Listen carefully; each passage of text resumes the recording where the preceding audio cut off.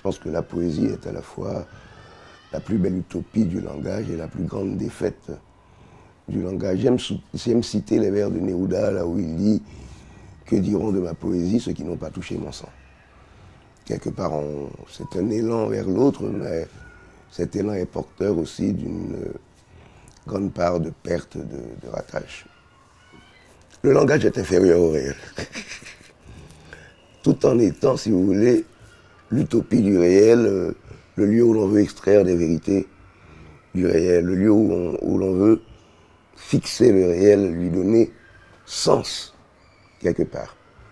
Mais en même temps, est-ce qu'on n'est pas voué? Est-ce qu'on n'est pas voué à l'échec? Pas seulement à cause des limites du langage, mais aussi à cause des limites du social.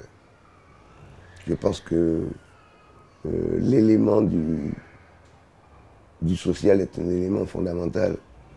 Mais ce n'est pas un problème de langage qui fait que le personnage de M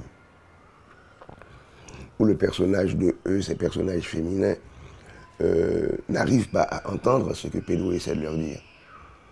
C'est leur condition sociale. Donc, quelque part, je crois qu'il faut rester un peu marxiste. Alors, je dis un peu parce que je parle ici en France, en Haïti, je dirais, il faut rester marxiste tout simplement.